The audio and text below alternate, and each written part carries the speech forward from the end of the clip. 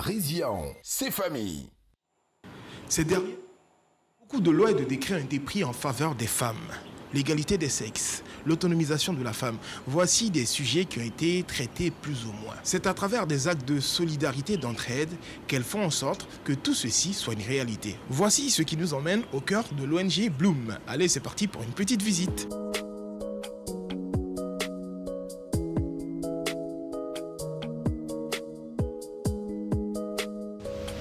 Alors, très chers téléspectateurs, nous sommes en compagnie de Madame Danielle Lidegwe, épouse Cissé, fondatrice, présidente de l'ONG Bloom.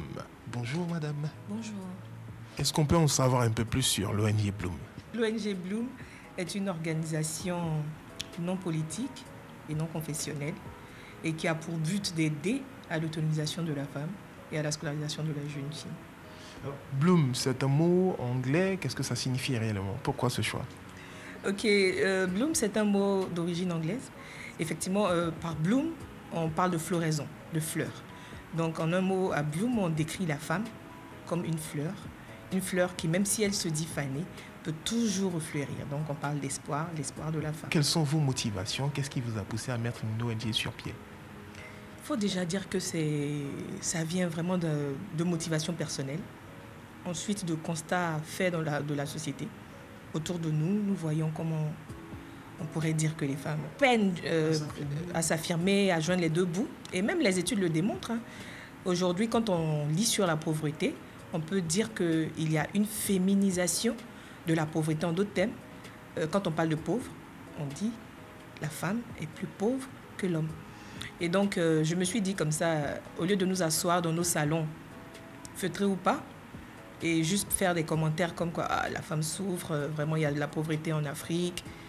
Il faudrait que nous, à notre niveau, nous puissions, avec le peu qu'on a, essayer de mettre aussi notre pierre à l'édifice. Dites-moi, quelles sont les conditions pour pouvoir bénéficier de ce que vous faites, l'accompagnement, le financement, quelles sont les conditions? Il faut être membre de l'organisation. Et comment être membre?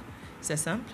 C'est juste de s'acquitter d'une cotisation de 2000 francs par an qui vous permet d'avoir, la carte d'adhésion et d'être donc membre à plein temps de l'organisation. À côté de cela, il faut remplir certains critères, des critères qui ont été élaborés par les responsables des différents secteurs d'activité de l'ONG. Bonjour maman, comment vous allez? Ça va.